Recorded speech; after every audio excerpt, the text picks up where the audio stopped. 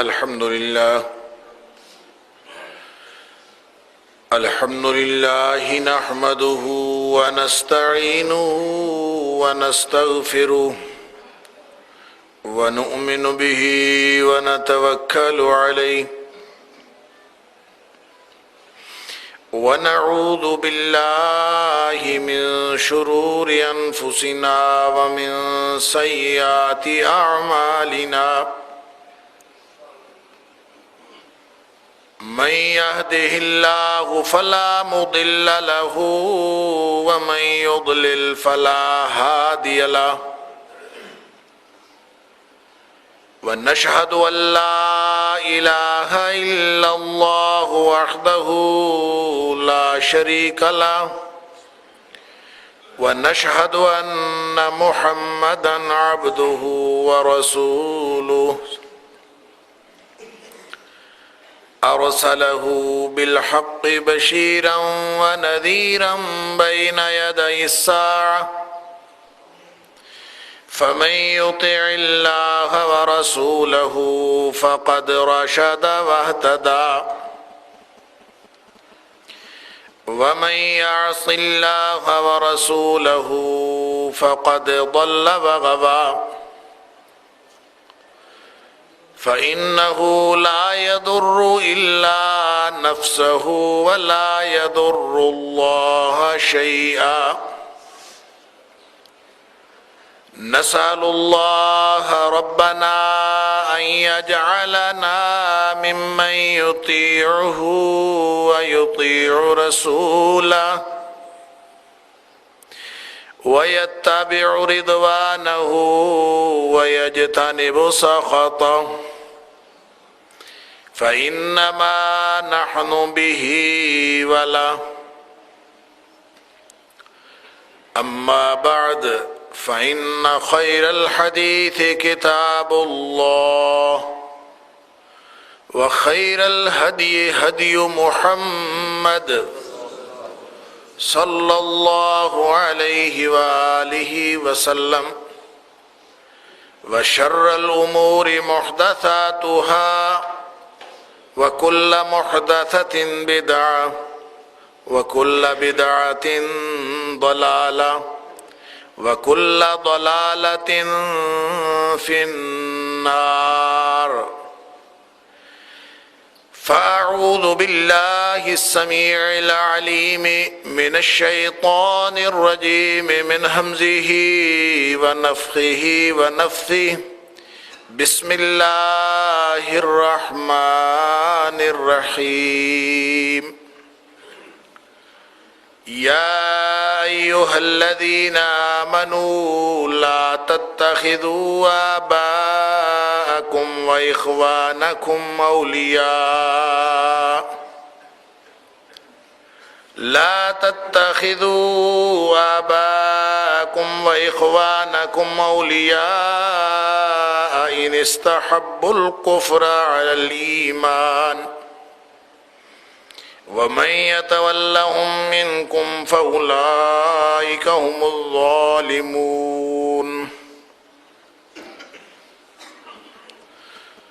اے ایمان کا دعویٰ کرنے والو،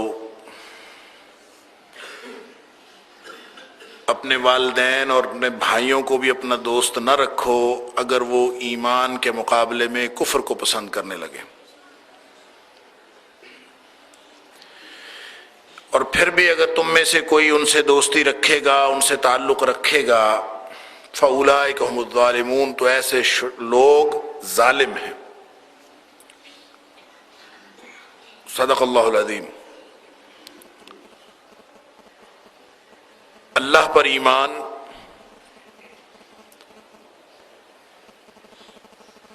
تمام ایمان کا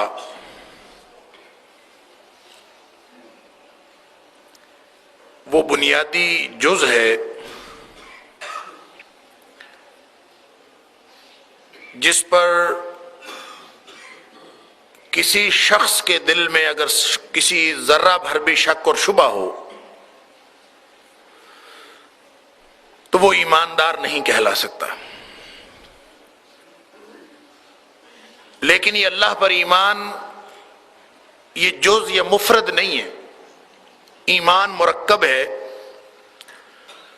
اس میں صرف اللہ پر ایمان نہیں ہے، اللہ پر ایمان کے ساتھ فرشتوں پر بھی ایمان ہے، اللہ کے رسولوں پر بھی ایمان ہے، اس کی کتابوں پر بھی ایمان ہے، اچھی بری تقدیر پر بھی ایمان ہے، جنت دوزخ پر بھی ایمان ہے۔ جتنی چیزیں اللہ اور اس کے رسول صلی اللہ علیہ وسلم نے ہمیں بتائیں، جو چاہے نظر آتی ہیں چاہے نظر نہیں آتی، ان سب پر ایمان یہ دین کی بنیاد ہے۔ گویا اس دھرتی پر، اس کائنات میں سب سے قیمتی متاع کسی انسان کی اگر ہو سکتی ہے تو وہ ایمان ہے۔ اگر کوئی ایسا مسئلہ ہو جائے کہ ایمان کو خطرہ لاحق ہو جائے تو ایمان بچانا ہر قیمت پر ضروری ہے۔ ساری دنیا تباہ و برباد ہو جائے، انسان کا گھر بار لٹ جائے، زندگی بیکار ہو جائے، جان بھی چلی جائے، کچھ بھی باقی نہ بچے، ایمان بچ جائے تو سمجھو سب کچھ بچ گیا۔ اور اگر انسان نے اپنی دنیا بھی بچا لی، تعلقات بھی بچا لیے، معاشرت بھی بچا لی، خاندان بھی بچا لیا، جان بھی بچا لی، کاروبار بھی بچ گیا، سارا کچھ بچ گیا، ایمان نہیں بچا تو سمجھیے کچھ بھی نہیں باقی بچا۔ سب سے قیمتی متاع ایمان ہے، اور ایمان میں نے عرض کیا مرکب چیز ہے۔ مرکب کا مطلب یہ ہے کہ کوئی ایک چیز ایسی جس پر آپ کہیں کہ میں ایمان رکھوں گا اور دوسری پر ایمان نہیں رکھوں گا، یہ آپ خود سے سلیکشن کر نہیں سکتے۔ اگر کوئی شخص اللہ اور اس کے رسولوں پر ایمان رکھے، کہے کہ میں کتابوں کو نہیں مانتا، یا فرشتوں کو نہیں مانتا، یا جنت دوزخ کو نہیں مانتا، کسی ایک عقیدے کا انکار کر دے گا تو ایسا سمجھا جائے گا کہ اس نے اللہ کو بھی نہیں مانا، سارا ایمان اس کا خطرے میں پڑ جائے گا، سارے ایمان پر یقین ختم ہو جائے گا۔ اس لیے کہ ایمان اس وقت ہے جب وہ اس کی تمام جزیات کو تسلیم کرتا ہو۔ کوئی ایک بات بھی اس نے اپنی مرضی کی کر لی، عقیدہ رسالت اپنی مرضی کا بنا لیا، باقی ساری چیزوں کو مانتا پھرے، عمل بھی کرتا پھرے، شکل بھی مسلمانوں والی ہو، کلمہ بھی مسلمانوں والا پڑھے، اگر وہ عقیدہ رسالت کو اس طرح سے نہیں مانتا کما حق ہو، جس طرح سے عقیدہ رسالت کا حق ہے، اگر اس طرح سے نہیں مانتا تو اس کے باقی چیزوں پر ایمان رکھنے کا کوئی اعتبار نہیں ہے۔ بھلے کہے میں اللہ پر ایمان رکھتا ہوں، اس کے ایمان کا کوئی اعتبار، وہ کافر قرار پایا اس لیے کہ اس کا ایمان ٹھیک نہیں۔ ایمان ہوگا تو انسان کے اعمال درست سمت میں چلیں گے، ایمان ہوگا تو پھر وہ اس کے عمل کا بھی اعتبار ہوگا، پھر وہ نماز پڑھے گا، اس کا اعتبار ہوگا۔ اور اگر کوئی شخص ایمان کے بغیر عمل کرتا رہے تو ساری زندگی کرتا رہے، اس کا تو کوئی فائدہ نہیں ہے۔ اللہ اکبر، جیسے کسی مفسر نے لکھا ہے کہ ایمان اگر موجود نہ ہو تو ایسے ہے جیسے عدد میں صفر کی حیثیت ہوتی ہے، اعمال سارے کے سارے صفر ہیں جب تک کہ اس کے ساتھ کوئی مفرد عدد نہ لگے، اور مفرد عدد ایمان ہے۔ یہ سمجھانے کا ایک انداز۔ اب اگر آپ بغیر عدد کے صفر جمع صفر جمع صفر چاہے ضرب دیتے جائیں چاہے جمع کرتے جائیں، صفروں کو اکٹھا کرتے جائیں، اس کی کبھی کوئی اہمیت نہیں ہوگی، وہ آخر نتیجہ صفر رہے گا۔ اور اگر اس کے ساتھ ایک لگ جائے، ایک پہلے لگ گیا، اس کے بعد آپ صفر لگانا شروع کریں تو پھر ایک کے بعد ایک صفر لگے گا تو 10 بنے گا، دوسرا لگے گا تو 100 بنے گا، تیسرا لگے گا تو 1000 بنے گا۔ ایمان اگر موجود ہے، اصلها ثابت وفرعها فی السماء. اگر ایمان دل میں موجود ہے تو اعمال کی اس طرح سے پرورش ہوتی چلی جاتی ہے، اور ان اعمال کی وجہ سے اس کا ایمان بھی بڑھتا چلا جاتا. گویا اعمال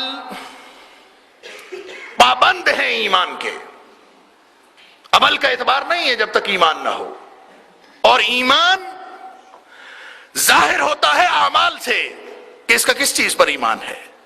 اور اگر دل میں ایمان، تقوی آپ نے سنا ہوا ہے، تقوی بھی ایمان کی ایک اعلیٰ ترین سٹیج ہے، اعلیٰ ترین ایک منزل ہے ایمان کی جس کا نام تقوی ہے. اور میں یہ اکثر عرض کیا کرتا ہوں کہ تقوی کی تفصیلات سمجھ میں نہ بھی آئیں تو کوئی حرج نہیں، لیکن تقوی کا مفہوم ذہن میں رکھنا چاہیے.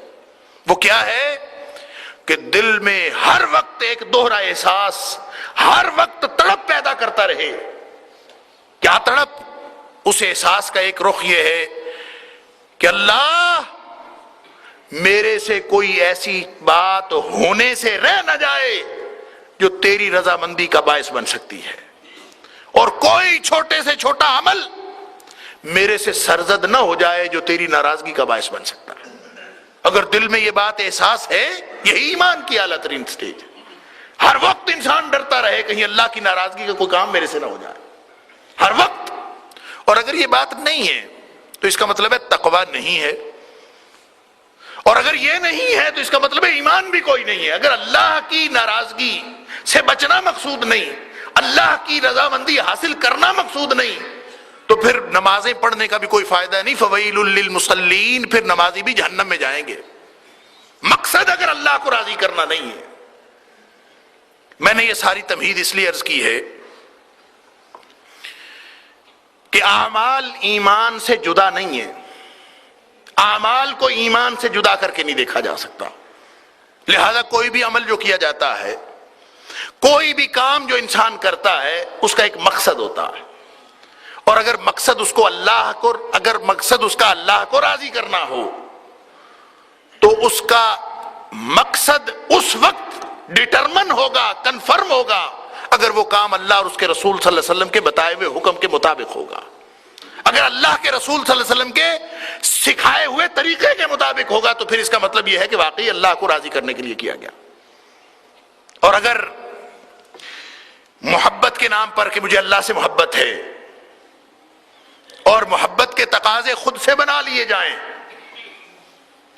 ہم نے گزشتہ جمعے میں چند باتیں دیکھی تھیں کہ خوشی کا موقع ہو یا غمی کا موقع ہو، کوئی بھی طرز عمل اگر انسان اختیار کرے تو اس طرز عمل کا جو طریقہ ہے وہ نبی کریم صلی اللہ علیہ وسلم سے ثابت ہونا چاہیے. ولادت نبوی خوشی کی بات ہے نا، بڑی خوشی کی بات. اس سے بڑا انعام انسانیت کے اوپر احسان ہوا. اس سے بڑا احسان کیا ہو سکتا ہے کہ اللہ کریم نے نبی اکرم صلی اللہ علیہ وسلم کی ذات کو ہمارے اندر مبعوث فرما دی. بڑی خوشی کی بات ہے. خوشی منانی چاہیے، لیکن کیسے؟ ویسے منانی چاہیے جیسے نبی کریم صلی اللہ علیہ وسلم نے خوشی منائی یا منانا سکھائی. اور اگر اللہ کے رسول صلی اللہ علیہ وسلم نے سکھائی نہیں، آپ نے منائی نہیں، تو پھر کس لیے کر رہے ہیں؟ اس کو ایمان کی روشنی میں دیکھیں، اس کو ایمان کی روشنی میں دیکھیں کہ پھر کس لیے ہو رہا ہے سب کچھ. کس چیز کو دین قرار دے دیا گیا ہے؟ دین تو یہ نہیں ہے. دین تو وہ ہے جو اللہ اور اس کے رسول صلی اللہ علیہ وسلم نے ہمیں سکھایا، اللہ نے اپنے نبی کریم صلی اللہ علیہ وسلم کے ذریعے ہم تک پہنچایا. اور جو کچھ نبی کریم صلی اللہ علیہ وسلم نے صحابہ کرام کو سکھایا وہ دین ہے، اور جو وہاں پہ موجود نہیں ہے وہ دین ہے ہی نہیں. وہ دین نہیں ہے، وہ بے دینی ہے. اس کا نام جو مرضی رکھے، وہ دین نہیں. اب اس کو ہم اگر محبت کے نام پر کہیں تو بھائی اللہ سے محبت ہو تو بھی انسان طریقہ کار اپنی مرضی کا اختیار نہیں کر سکتا. ہو سکتا ہے کسی کو کم محبت ہو اللہ سے، کسی کو زیادہ محبت ہو سکتا ہے نا. لیکن طریقہ کیا ہوگا؟ طریقہ وہی ہوگا جو نبی کریم صلی اللہ علیہ وسلم نے بتایا. قل ان کنتم تحبون اللہ، لوگو تم میں سے کم زیادہ محبتوں والے ہوں گے. کسی کو کم محبت ہوگی، کسی کو زیادہ ہوگی. ہر شخص اپنے مالک سے محبت کی پینگیں بڑھانا چاہتا ہے، تو بڑھاؤ. قل، اے حبیب صلی اللہ علیہ وسلم اعلان فرمائیے، محبت بے لگام نہیں ہے. اگر محبت ہے تو فرمایا فاتبعونی، طریقہ کیا ہے؟ میری اتباع کرو، میرے پیچھے چلو، جیسا میں کرتا ہوں ویسا کرو. کیا ہوگا اس سے؟ پھر تمہیں اللہ سے محبت کرنے کی ضرورت ہی باقی نہیں رہے گی. کیوں؟ یحببکم اللہ، اللہ خود تم سے محبت کرنا شروع کر دے گا. طریقہ موجود ہے. نبی کریم صلی اللہ علیہ وسلم نے جیسے حیات طیبہ، جیسے آپ نے زندگی گزاری، آپ کے شب و روز سب کے سامنے صحابہ کرام کو سکھائی اس طرح سے حاصل کرے. جس نے اپنی مرضی کی، فرمایا نہیں، جو میرے طریقے سے ہٹتا ہے، جو میرے طریقے سے ہٹتا ہے، من راغب عن سنتی، جو میرے طریقے سے ہٹتا ہے، فرمایا فلیس منی، اس کا میرے ساتھ تعلق ہی کوئی نہیں. طریقہ اپنا بنا لیا تو بھی ایمان سے ہٹ گیا، ایمان سے خالی ہے. اور اگر مقصد اپنا بنا لیا تو بھی ایمان سے خالی ہے. ایمان کا تقاضا یہ ہے. اور ایمان گیا تو سب کچھ چلا گیا. اور ہر معاملے میں اتنی بات اہم ہے کہ کوئی شخص، ابھی کل میں نائی کے پاس کٹنگ کروا رہا تھا تو وہ کسی کو فون پہ بتا رہا تھا کہ پچھلی جمعرات بھی دربار پہ نہیں گیا اور اس دفعہ تو میں دربار سے ہو کے ہی آؤں گا. بڑے مسائل ہیں، دربار پہ نہ گیا تو معاملہ اور خراب ہو سکتا. 9 بجے دکان بند کرنی ہے، پھر میں دربار پہ جاؤں گا، ہو سکتا ہے 11-12 بج جائیں. گھر آتے وقت پتہ نہیں اہلیہ کو بتا رہا تھا یہ، جس کو فون پہ بتا رہا تھا. تو پوچھنے کی بات یہ ہے کہ آپ کس لیے جاتے ہو؟ تو کہتا ہے اللہ کو راضی کرنے کے لیے جاتا ہوں. بھائی اللہ راضی اس طرح سے ہوگا؟ نبی کریم صلی اللہ علیہ وسلم کس دربار پہ جا کے اللہ کو راضی کرتے تھے؟ صدیق اکبر رضی اللہ تعالیٰ عنہ کس دربار پہ جا کے اپنے اللہ کو راضی کرتے تھے؟ عمر فاروق اور عثمان غنی کس دربار پہ جاتے تھے؟ علی مرتضیٰ رضوان اللہ علیہم اجمعین، سارے صحابہ کرام کس جمعرات کو کس دربار پہ حاضری دیتے تھے؟ جس دربار پہ وہ حاضری دیتے تھے اسی دربار پہ حاضری دو گے تو اللہ راضی ہوگا. اگر کسی اور دربار پہ حاضری دو گے تو اللہ تو راضی نہیں ہوتا اس طرح. کیوں؟ اللہ نے قانون بنایا ہے، پھر کوئی اور راضی ہوتا ہے. یہ کسی اور کا مسئلہ ہے، اللہ کا مسئلہ نہیں ہے. ایمان گیا تو سب کچھ چلا گیا. محبت کے نام پر گیا یا نفرت کے نام پر گیا، رضامندی کے نام پر گیا، خوشنودی کے نام پر گیا، جس مقصد کے تحت جس نام پر بھی گیا، اگر ایمان چلا گیا تو پیچھے کچھ بھی نہیں بچا. اللہ اکبر. وگرنہ اللہ کے رسول صلی اللہ علیہ وسلم سے محبت، لوگ محبت کے نام پر بہت کچھ کرتے ہیں. اللہ کے ساتھ محبت ہو یا اللہ کے رسول صلی اللہ علیہ وسلم کے ساتھ محبت ہو، فرق ہی کوئی نہیں. نبی کی محبت ایمان کا حصہ ہے. فرمایا سن لیجئے، ایمان مکمل اس وقت ہوگا لا یؤمن احدکم حتی اکون احب الیہ، جب تک میں اس کو سب سے زیادہ پیارا نہ ہو جاؤں، من والدہ و ولدہ والناس اجمعین، اس کی اولاد، اس کے والدین اور ساری دنیا سے زیادہ میں پیارا نہ ہو جاؤں، اس وقت تک کسی شخص کا ایمان مکمل ہی نہیں ہو سکتا. نبی کریم صلی اللہ علیہ وسلم کی محبت. لیکن یہ محبت آئے گی کیسے؟ اس کا تقاضا کیا ہے؟ دوسری حدیث سن لیجئے، بات سمجھ میں آ جاتی ہے سمجھانے کے لیے. فرمایا لا یؤمن احدکم حتی تکون ہواہ تبعا لما جئت بہ. ایمان اس وقت مکمل ہوتا ہے اور میری محبت کا تقاضا اس وقت پورا ہوتا ہے جب تک اس کی خواہش نفس میری لائی ہوئی ہدایت کے تابع نہ ہو جائے وہ ایماندار نہیں ہو سکتا. یعنی اس کی چاہت نبی کریم صلی اللہ علیہ وسلم کی چاہت کے تابع ہو جائے, نبی کریم صلی اللہ علیہ وسلم کی لائی ہوئی ہدایت کے تابع ہو جائے. دل کر رہا ہے میں شور مچاؤں, دل کر رہا ہے میں ذکر کروں. وہ کہتے ہیں ذکر مصطفیٰ, اللہ اکبر. مصطفیٰ کریم صلی اللہ علیہ وسلم کا جب نام آتا ہے نا, ہم سارے مر مٹنے کے لیے تیار ہو جاتے ہیں. اور پھر ذکر مصطفیٰ کی بات بڑی اٹریکٹیو لگتی ہے, بڑی پرکشش لگتی ہے. بظاہر لگتا ہے اس سے بڑا کوئی دین کا کام نہیں ہے, لیکن بھائی ذکر مصطفیٰ اس طرح سے ہوگا جیسے صدیق اکبر رضی اللہ تعالیٰ نے فرماتے رہے, جیسے عمر فاروق رضی اللہ تعالیٰ نے فرماتے رہے, جیسے سارے صحابہ کرام, اور 110 ہجری تک حضرت طفیل رضی اللہ تعالیٰ عنہ تک, جب تک سارے صحابہ کرام جس طرح سے ذکر مصطفیٰ کرتے رہے, ذکر مصطفیٰ کا طریقہ وہی ہے. نبی کریم صلی اللہ علیہ وسلم کو یاد کرنے کا کیا طریقہ ہے؟ ذکر, یاد. کہتا ہے میں بڑا عاشق رسول ہوں, میں ذکر مصطفیٰ بہت کرتا ہوں. کیسے؟ ایک محفل میں بیٹھ گئے, چند نعتیں پڑھی, اور چند نعتیں پڑھ کے نبی کریم صلی اللہ علیہ وسلم کا ذکر ہو گیا, اٹھ کے چلے گئے. ساری رات سوئے رہے, نماز بھی گئی, فجر بھی گئی. اٹھ کے سب سے پہلا کام کیا کیا؟ شیشے کے آگے کھڑا ہوا, سنت نبوی کے اوپر ہاتھ پھیرا. نبی کریم صلی اللہ علیہ وسلم نہیں یاد آئے. داڑھی منڈائی, شیو کی, نبی کریم صلی اللہ علیہ وسلم یاد نہیں آئے. کھانا کھایا, پانی پیا, الٹے ہاتھ سے کھایا پیا, نبی کریم صلی اللہ علیہ وسلم یاد نہیں آئے. لباس پہنا, اپنی مرضی کا پہنا, اللہ کے رسول صلی اللہ علیہ وسلم یاد نہیں آئے.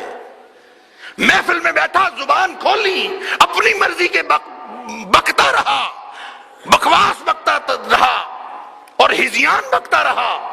نبی کریم صلی اللہ علیہ وسلم یاد نہیں آئے کہ نبی کریم صلی اللہ علیہ وسلم نے زبان اپنی مرضی سے کھولنے سے منع فرمایا ہے. اللہ کے رسول نے فرمایا ہے کہ یہ زبان اپنی مرضی سے نہیں کھولتے, اس کو کچھ نہیں کرتے, یہ زبان اللہ نے اپنے ذکر کے لیے دی ہے, یہ بکواس بکنے کے لیے نہیں دی. وہ یہ شروع کرتا ہے, سچی بات کرتا ہوں میں, تو شروع اس سے کرتا, میں تو بھائی سچی بات کرتا ہوں. اللہ اکبر. نبی رحمت صلی اللہ علیہ وسلم نے فرمایا سچی بات اگر منہ پہ کی تو تانا ہے, اور اگر ویل لکل ہمزۃ لمزہ, تانا دینے والا جہنمی ہے. اور اگر غیر موجودگی میں کی تو غیبت ہے, اور غیبت فرمایا کہ مردہ بھائی کے گوشت کھانے سے بھی زیادہ برا گناہ ہے. پیچھے پیٹھ پیچھے کی تو غیبت, منہ پہ کی تو تانا. سچی بات, اور جھوٹ تو ویسے ہی جھوٹ ہے, تو پھر بات کرنی کون سی ہے؟ نہ جھوٹی کرنی ہے نہ سچی کرنی ہے, تو پھر کرنی کون سی ہے؟ اللہ اکبر. والد صاحب رحمت اللہ علیہ فرمایا کرتے تھے کہ یہ جو زبان ہے نا, اس کو بند ہی رکھنا چاہیے. کیوں؟ نبی کریم صلی اللہ علیہ وسلم فرمایا من سامتا نجا, جو چپ ہو گیا, خاموش ہو گیا, وہ نجات پا گیا. تو وہ فرمایا کرتے تھے بولنا اس وقت چاہیے جب آدمی کو یہ معلوم ہو کہ میں نہ بولا تو نقصان ہو جائے گا. اگر میں کسی نے سوال پوچھا, کسی نے السلام علیکم کہا, وعلیکم السلام نہیں کہا تو گناہ ہوگا, نقصان ہو جائے. کسی نے سوال پوچھا, آپ نے جواب نہیں دیا, کسی نے راستہ پوچھا, آپ نے جواب نہیں دیا, گناہ ہوگا, نقصان ہو جائے گا. تو جہاں نقصان کا خطرہ ہو, جہاں علم کی بات ہو, وہاں بولنے, وگرنہ بولنے کی ضرورت کیا ہے؟ زبان چلائی سارا دن, نبی کریم صلی اللہ علیہ وسلم یاد نہیں آئے. ذکر مصطفیٰ تو یہ ہے صلی اللہ علیہ وآلہ وسلم کہ کھانا کھانے لگے, پانی پینے لگے, اس کو خیال آئے کہ نہیں بائیں ہاتھ سے نہیں پینا, میرے نبی کریم صلی اللہ علیہ وسلم کا حکم ہے کہ دائیں ہاتھ سے کھانا پینا ہے. یاد آئے نا, یہ ہے ذکر مصطفیٰ. ایک محفل میں چند لمحوں کے لیے چند گھنٹوں کے لیے ذکر مصطفیٰ کر کے اٹھ جانا، یہ نہ نبیوں کا طریقہ تھا، نہ صحابہ کا طریقہ تھا، نہ تابعین کا طریقہ تا۔ یہ طریقہ تو ہم نے خود بنایا ہے۔ اس طریقے سے نہ ذکر مصطفیٰ ہوتا ہے، نہ نبی کریم صلی اللہ علیہ وسلم کا تقرب حاصل ہو سکتا ہے، نہ اللہ خوش ہو سکتا ہے۔ اللہ خوش ہوتا ہے ذکر مصطفیٰ سے، لیکن ذکر یہ ہونا چاہیے کہ نبی کریم صلی اللہ علیہ وسلم آپ سونے لگے ہوں، آپ سوچیں نبی کریم صلی اللہ علیہ وسلم کیسے سوتے تھے، آپ کے سونے کا طریقہ کیا تھا۔ آپ بائیں کروٹ لے کے سو جاتے ہیں، فوراً خیال آیا، نہیں، اللہ کے رسول صلی اللہ علیہ وسلم تو دائیں کروٹ لے کے سوتے تھے، فوراً اپنی کروٹ بدلیں، ذکر مصطفیٰ ہوا، نبی کریم صلی اللہ علیہ وسلم یاد آئے اور آپ نے فوراً کروٹ بدلی۔ نبی کریم صلی اللہ علیہ وسلم ہاتھ ادھر ادھر نہیں رکھتے تھے، اپنا دایاں ہاتھ دائیں رخسار کے نیچے رکھ کے سوتے تھے۔ آپ سب سے پہلا کام یہ کریں کہ دائیں رخسار کے نیچے دایاں ہاتھ رکھ لیں، نبی کریم صلی اللہ علیہ وسلم کا ذکر بھی ہو گیا، سنت پر عمل بھی ہو گیا۔ یہ ہے ذکر مصطفیٰ کا طریقہ۔ کیا خلوت، کیا جلوت۔ جوتا پہننے لگا ہے اور بایاں پاؤں چلا گیا جوتے کے اندر، فوراً نکال لیتا ہے کہ نبی کریم صلی اللہ علیہ وسلم جوتا پہنتے وقت دایاں پاؤں پہلے پہنتے تھے، لہذا بایاں نہیں پہنتا، دایاں پہنتا ہے۔ نبی کریم صلی اللہ علیہ وسلم یاد آئے کہ نہیں آئے؟ ہر وقت، ہر لمحہ، حتیٰ کہ بیت الخلا جاتے وقت نبی کریم صلی اللہ علیہ وسلم نے جو تعلیمات دی ہیں، اگر انسان اس طرح سے زندگی گزارنا شروع کرے تو یہ ہے نبی کریم صلی اللہ علیہ وسلم سے محبت کے اظہار کا طریقہ۔ آپ کے ساتھ ہر وقت، وہ صحابی نے پوچھا تھا نا، حضرت عائشہ صدیقہ رضی اللہ تعالیٰ عنہ فرماتی ہیں،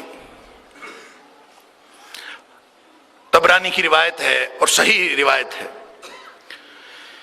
کہ وہ صحابی غالباً حضرت صوبان رضی اللہ تعالیٰ عنہ کا نام تھا، کہ نبی کریم صلی اللہ علیہ وسلم سے کہتے ہیں کہ اللہ کے رسول، مجھے تو آپ سے بڑی محبت ہے، اتنی محبت ہے کہ میں تو گھر میں جاتا ہوں تو میں آپ کے پاس موجود نہ ہونے کی وجہ سے میں بے قرار ہو جاتا ہوں، اور جب تک آپ کا چہرہ نہیں دیکھ لیتا مجھے قرار نہیں آتا۔ میں پھر آ جاتا ہوں یہاں، آ کے آپ کا چہرہ اقدس دیکھتا ہوں، مجھے قرار آ جاتا ہے، پھر جاتا ہوں بیوی بچوں میں بیٹھتا ہوں، پھر بے قرار ہو جاتا ہوں، پھر دوڑتا ہوا آپ کے پاس حاضری دیتا ہوں، آپ کی زیارت ہوتی ہے، مجھے چین آ جاتا ہے۔ اللہ کے رسول صلی اللہ علیہ وسلم یہاں تو چل رہا ہے سلسلہ، لیکن جب آپ اس دنیا سے تشریف لے جائیں گے، میں بھی مر جاؤں گا، تو جنت میں آپ کو تو مقام محمود عطا ہوگا، آپ تو بہت بلندیوں پہ ہوں گے، میرا پتہ ہی نہیں میں جنت میں ہوں گا کہ جہنم میں ہوں گا۔ اگر اللہ مجھے جنت عطا فرما بھی دے تو میں تو کہیں نچلی جنت میں ہوں گا، میرا درجہ آپ کے برابر تو نہیں ہو سکتا، تو وہاں میں آپ کو کیسے دیکھوں گا؟ یہاں تو مجھے چین قرار آ جاتا ہے آپ کو دیکھ کر، وہاں فاصلے بہت ہوں گے، آپ مقام محمود پر، میں ادنا جنتوں میں، میں آپ کو کیسے دیکھ پاؤں گا؟ مجھے تو یہ فکر کھائے جا رہی ہے، میں آپ کو دیکھوں گا کیسے، مجھے قرار کیسے آئے گا؟ اللہ اکبر۔ اب ظاہر ہے نبی کریم صلی اللہ علیہ وسلم مقام محمود، وہ تو اللہ کے رسول صلی اللہ علیہ وسلم نے فرمایا ہے کہ کسی ایک کو ہی نصیب ہونا ہے، کسی ایک کو، اور فرمایا کہ میں امید کرتا ہوں کہ وہ میں ہوں گا۔ اس لیے نبی رحمت صلی اللہ علیہ وسلم نے یہ فرمایا کہ جو شخص اذان سنتا ہے خاموشی سے، اور اذان سن کے اس کے بعد درود شریف پڑھ کے میرے اوپر دعا پڑھتا ہے، کیا دعا؟ کہ اللہ نبی کریم صلی اللہ علیہ وسلم کو مقام محمود عطا کرنا۔ فرمایا جو اس طرح سے کرتا ہے میں قیامت کے دن اس کی سفارش کروں گا، میری شفاعت اس پر، اس کے لیے واجب ہو جاتی ہے۔ تو نبی کریم صلی اللہ علیہ وسلم وہاں آپ کے پاس جواب ہی کوئی نہیں تھا۔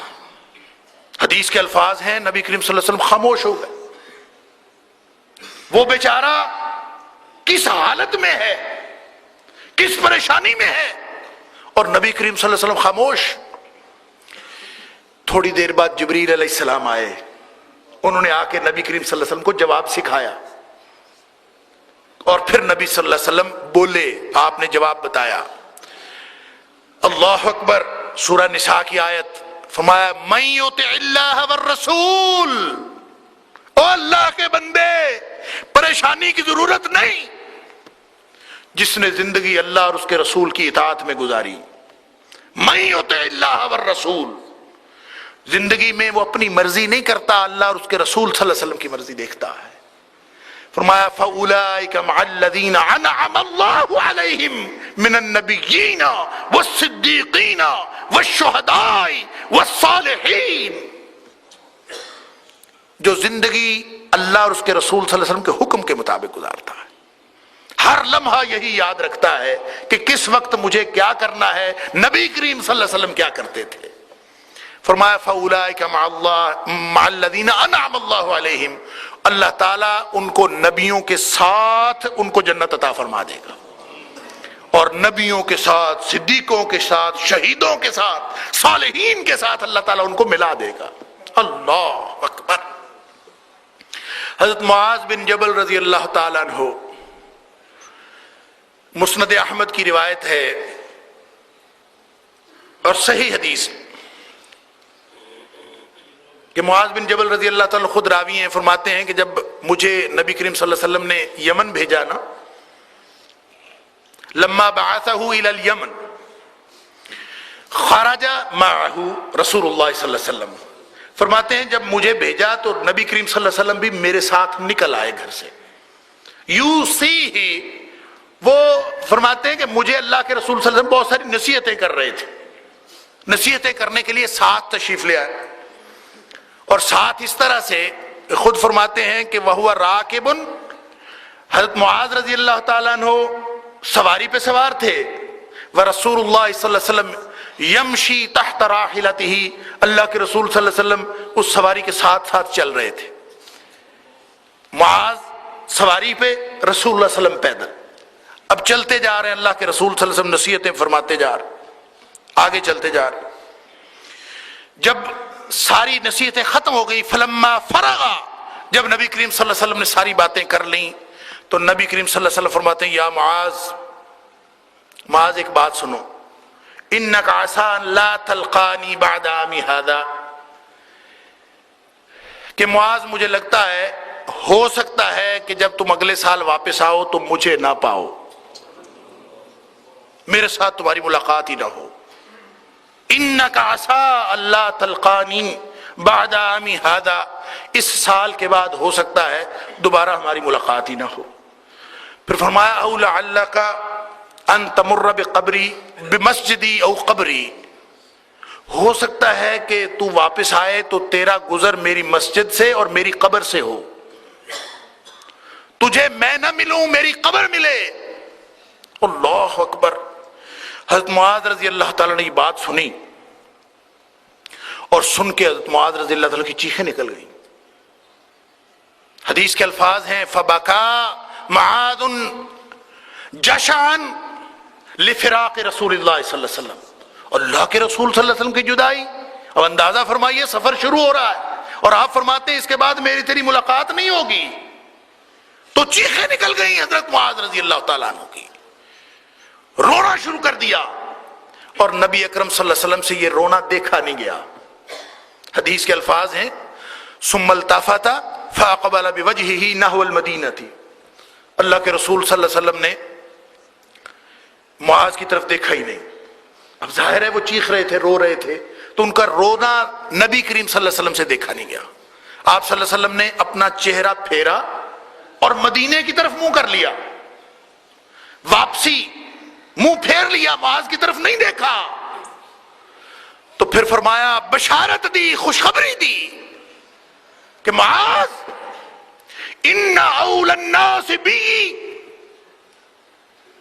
پریشانی کی کوئی بات نہیں ہے، تو یمن جا رہا ہے، میں یہاں مدینے میں ہوں، تیرے واپس آنے تک فوت ہو جاؤں گا، نہیں ہوں گا، قبر پہ تیرا گزر ہوگا، کوئی مسئلہ نہیں ہے. قیامت کے دن میرے سب سے زیادہ قریب وہ ہوں گے المتقون، جو دل سے اللہ سے ڈرتے ہیں، جو دل سے اللہ سے ڈرتے ہیں، اللہ کی ناراضگی سے بچتے ہیں، یہ قیامت کے دن میرے قریب ہوں گے. من کانو وحیث کانو، وہ چاہے پاکستان کے رہنے والے ہوں، چاہے ہندوستان کے رہنے والے ہوں اور کوئی مرضی ہو، کسی نسل سے تعلق رکھتے ہوں، فرمایا ان اول الناس بی المتقون من کانوا وحیث کانوا، جہاں کہیں کے بھی ہوں گے ان کو میری محبتیں ہمیشگی کے لیے، ہمیشہ کے لیے مل جائیں گی، اور ہمیشہ کے لیے میرا ساتھ بھی مل جائے گا۔ اللہ اکبر۔ تو میرے بھائیوں اور بزرگوں، نبی کریم صلی اللہ علیہ وسلم کی محبت اندھی محبت نہیں ہے، اس کی ڈائمینشن ہے، اس کا رخ ہے۔ اگر ہماری زندگیوں میں، اگر ہمارے طریقے میں، اگر ہماری منصوبہ بندیوں میں، اگر ہماری سوچ میں نبی کریم صلی اللہ علیہ وسلم کی محبت کار فرما نہیں ہے، تو زبان سے تذکرہ کرنے کا کوئی مفہوم ہی باقی نہیں۔ زبان سے ذکر مصطفیٰ، عمل رسول اللہ صلی اللہ علیہ وسلم کے عمل کے خلاف۔ اللہ اکبر۔ وہ ایک ہماری جماعت کے بڑے عالم ہیں، انہوں نے ایک دفعہ واقعہ سنایا، واللہ عالم صحیح ہے یا غلط۔ وہ کہتے ہیں کہ ایک آدمی مجھے ملا، وہ کہتا ہے جی میں اہل حدیث ہوں اور ہمارے گاؤں میں اہل حدیثوں کی مسجد نہیں ہے، تو ہم نے مسجد بنانی۔ تو اس نے کہا مسجد بنانی ہے تو کیا ضرورت ہے، وہاں پہ کوئی اور مسجد نہیں ہے؟ کہتے ہیں جی مسجد تو ہے لیکن وہ حنفیوں کی ہے، وہ ہمیں رفع یدین نہیں کرنے دیتے۔ تو میں نے کہا نماز تو پڑھنے دیتے ہیں؟ کہتے ہیں ہاں نماز پڑھنے دیتے ہیں، رفع یدین نہیں کرنے دیتے۔ تو میں نے کہا پھر رفع یدین چھوڑ کے پڑھ لیا کرو۔ کہتا نہیں نہیں، رفع یدین تو سنت ہے اور میں سنت ترک کر دوں؟ تو انہوں نے کہا پھر کیا کرو گے؟ کہتا ہے جی میں مسجد بناؤں گا، میں اپنا پلاٹ دوں گا، میں اس پہ 50,000 روپیہ اپنی طرف سے لگاؤں گا اور باقی لوگوں سے اکٹھا کر چاہے 50 لاکھ لگ جائے، میں نے مسجد الگ بنانی۔ وہ کہتے ہیں میں نے اس کو پکا کیا، میں نے پوچھا ایک سنت کے لیے تم اتنا کام کر رہے ہو؟ کہتے جی سنت کتنی قیمتی ہے، سنت کی قیمت تو اس سے بھی بڑھ کر ہے، میں مسجد الگ بنا لوں گا، سنت نہیں چھوڑوں گا۔ کہتے ہیں جب میں نے اس کو پکا کر لیا تو پھر میں نے اس کی توجہ اس طرف دلائی کہ اس کی اپنی داڑھی نہیں تھی۔ ایک سنت رفع یدین والی، اس پہ تو وہ 50 لاکھ تیار ہے خرچ کرنے کے لیے، اور جس سنت کو رکھنے پہ خرچ ہی کوئی نہیں ہوتا، اس سنت کی طرف دھیان نہیں ہے۔ اس کا مطلب ہے سنتیں میٹھی میٹھی، اپنی من پسند سنتیں، جو اپنے آپ کو پسند ہے اس پر عمل کر لیں، جو نہیں پسند اس پر عمل نہ کریں۔ یہ طریقہ اللہ کو بھی پسند نہیں ہے اور رسول اللہ صلی اللہ علیہ وسلم نے بھی یہ طریقہ نہیں بتایا۔ سنت تو سنت ہے، چہرہ دیکھتا ہے، آئینہ دیکھتا ہے، اور آئینہ دیکھ کے وہ میرے والد صاحب رحمۃ اللہ فرمایا کرتے تھے کہ ہر شخص خلاف سنت ہو سکتا ہے کوئی کام کرے، لیکن کوئی چھپ چھپا کے کر لیتا ہے، کوئی گناہ کا کام چھپ کے کر لیتا ہے، کوئی کہیں بیٹھ کے کر لیتا ہے۔ یہ ایک ایسا کام ہے داڑھی مڑانے والا کہ انسان یوں شیشے کے سامنے بیٹھ کے بڑی اونچی کرسی پہ پوری شان کے ساتھ ساری دنیا کو دکھا کے وہ سنت کا قتل عام کرتا ہے، اور کسی کو کچھ بھی نہیں ہوتا، پھر بھی وہ عاشق رسول ہوتا، پھر بھی وہ عشق رسول کا دعویٰ کرتا ہے۔ اللہ اکبر۔ اور میرے بھائیوں، نبی کریم صلی اللہ علیہ وسلم کا فیشن جس کو پسند نہیں ہے، اس کا کیا تعلق اللہ کے رسول صلی اللہ علیہ وسلم کے ساتھ محبت کا؟ جس کو اللہ کے رسول کا فیشن ہی پسند نہیں، اور نبی کریم صلی اللہ علیہ وسلم کا فیشن، وہ چاہے پرانی زندگی، پرانا دور ہو اور چاہے آج کا دور ہو۔